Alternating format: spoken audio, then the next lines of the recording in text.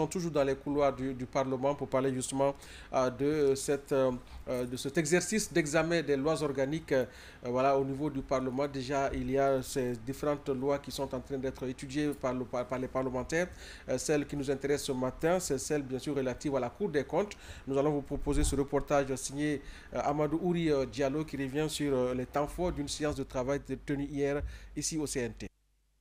Composée de 155 articles, cette loi organique redéfinit les missions et le fonctionnement de la Cour des comptes. L'objectif de sa relecture est de renforcer l'efficacité de l'institution et garantir une justice plus transparente et plus conforme aux exigences de l'état de droit. Il est question pour nous d'examiner les forces et faiblesses de l'ancienne loi qui existait donc avant l'adoption de la Constitution, de voir les insuffisances dans les procédures au niveau de la Cour des comptes pour pouvoir vraiment faire une loi qui tient compte de l'esprit et la lettre de la Constitution. La présente loi organique vise à créer une nouvelle architecture pour la Cour des comptes. Elle permet de doter cette institution d'une loi organique qui lui confère une indépendance et une redevabilité dans l'accomplissement de ses missions, comme par exemple assister le Parlement dans l'élaboration du rapport avant l'adoption de la loi de règlement, juger les comptables publics en cas de détournement avéré. Dieu merci, le dialogue se passe très bien. Ils nous écoutent, on se complète et nous comprenons leur approche technique liée au guide qu'ils ont ici, si vous voulez, le guide légistique. Nous y accrochons, nous comprenons très bien. Pour le moment, les débats se passent très bien. La loi organique sur la Cour des comptes va statuer sur les comptes des entreprises publiques et parapubliques, des organismes et institutions bénéficiant du concours financier de l'État, y compris ceux soumis à un régime dérogatoire ou spécifique. Justement, voilà, donc merci à Amadou Ouri Diallo pour ces détails apportés bien sûr par rapport à cette activité relative à l'examen de ces lois organiques, notamment celles relatives à la Cour des comptes. Il faut rappeler Mohamed Bari, la Cour des comptes fait partie des institutions juridictionnelles contenues dans la nouvelle Constitution et voilà donc le mode opératoire de l'exercice justement de cette institution. Elle existait déjà, il faut le rappeler, mais il y a des innovations qui ont été apportées dans son mode de fonctionnement et peut-être même dans son champ d'action. Et c'est de ces innovations qu'il est question lors de ces études en commission. Bon, avant de répondre à votre question, je voudrais juste rappeler la portée historique de ces travaux en parlant également de ces lois organiques parce qu'il faut le rappeler, le Conseil national de la transition sous le magistère de son président, honorable Dr Dansa Kourouma, en plus d'avoir également proposé un processus historique en termes d'élaboration de projet de la nouvelle constitution et qui se veut également participatif et inclusif, le CNT, dans l'histoire institutionnelle de la Guinée en termes de parlement, est en train d'ouvrir une nouvelle page de l'histoire de la Guinée parce que tout simplement, jamais dans l'histoire de ce pays-là, on a connu assez de transitions, mais jamais il a été question de livrer une constitution avec notamment ces lois organiques. Donc ça, c'est une première dans l'histoire du Parlement guinéen. Ça qu'il faut notifier. Deuxièmement, ces travaux-là, on a évoqué un autre aspect plus important, c'est qu'aujourd'hui, la Guinée dispose, à travers également le président du Conseil national de la transition, honorable Dr Dansa Kourouma, qui est animé d'une vision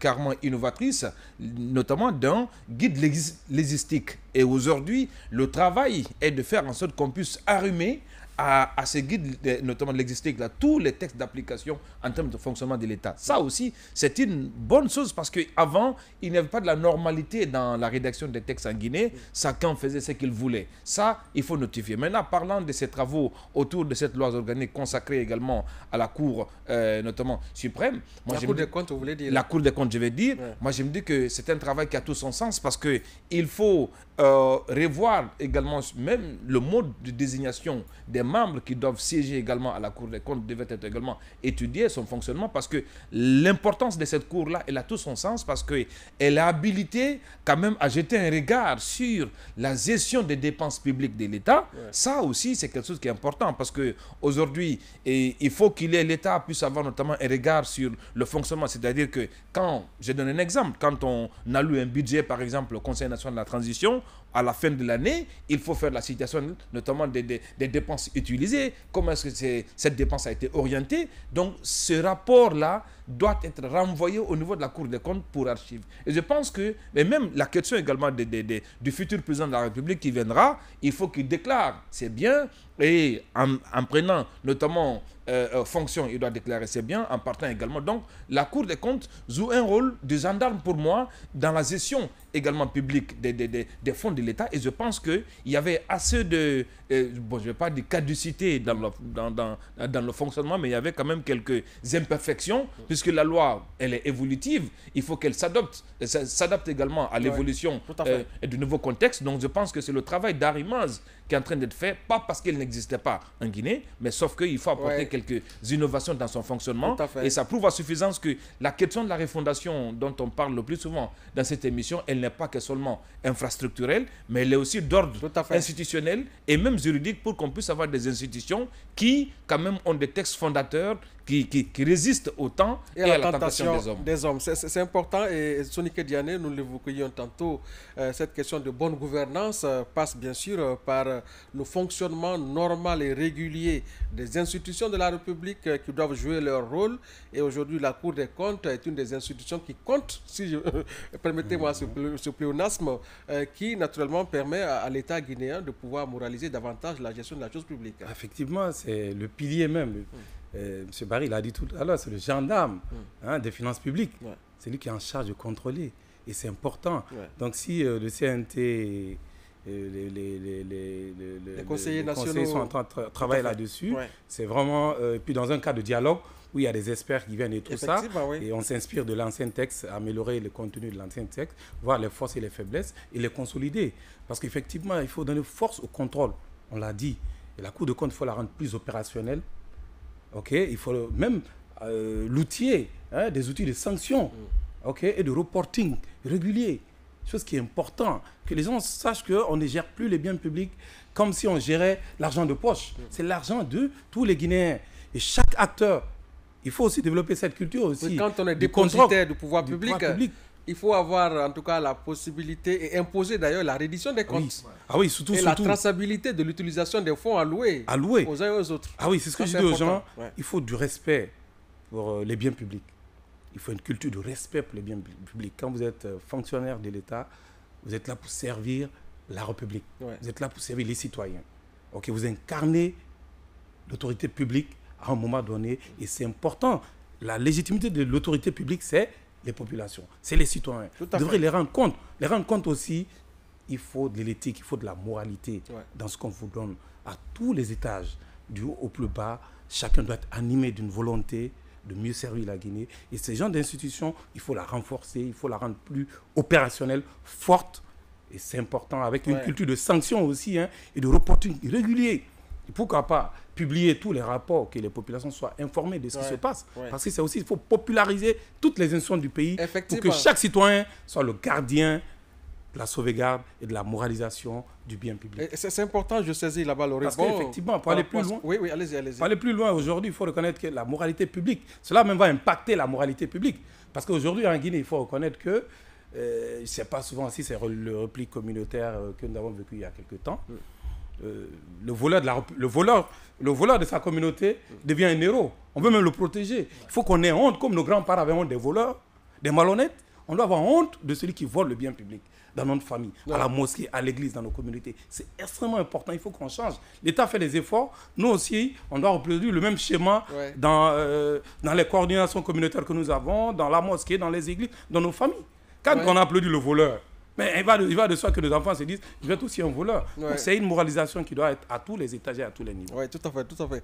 Si quelqu'un prend quelque chose et il partage, et voilà, il a déjà tout de suite des défenseurs innocents qui ne savent pas.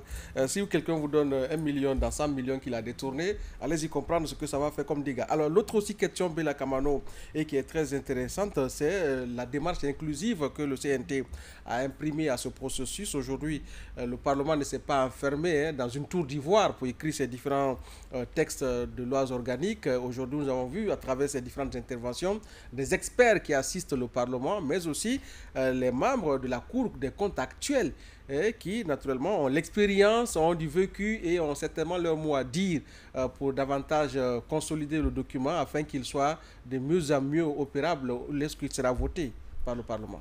Oui, d'abord, permets-moi de dire que la Cour des comptes vient en appui ou vient renforcer déjà l'arsenal de contrôle et de moralisation de la gestion de la chose publique dans notre pays. Tout à fait. Puisque la Cour des comptes intervient après que l'on ait déjà terminé d'utiliser le bien public. C'est-à-dire que son contrôle, il se fait a posteriori. Nous l'avons déjà dit sur ce plateau.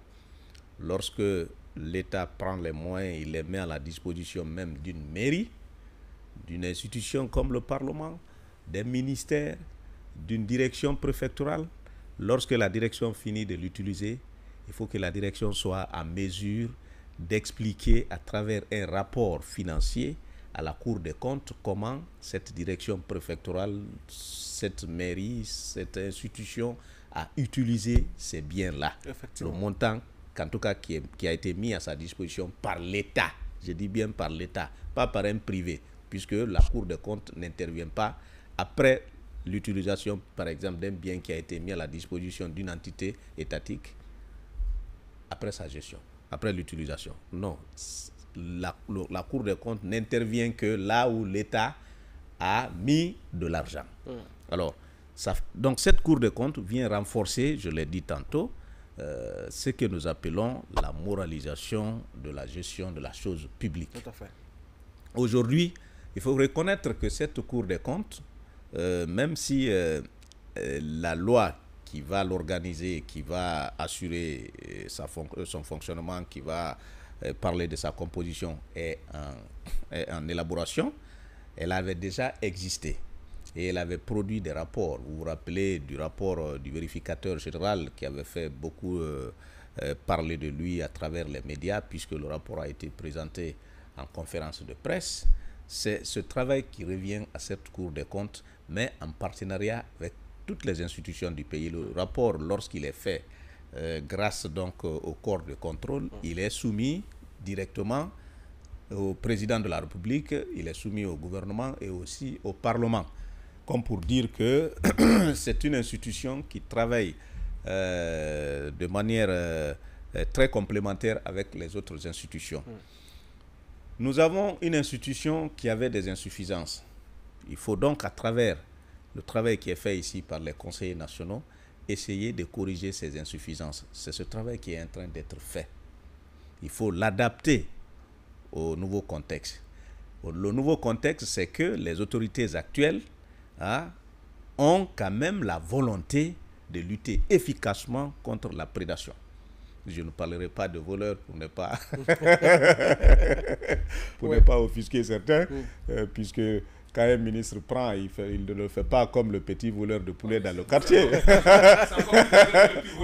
Il le fait. Le ministre qui vole est encore plus dangereux que le petit voleur. Il le fait sur la base d'un mécanisme administratif. Alors, c'est pas facile de traiter ce dernier, même s'il prend quelque chose qui ne l'appartient pas. On ne peut pas l'appeler voleur tout court.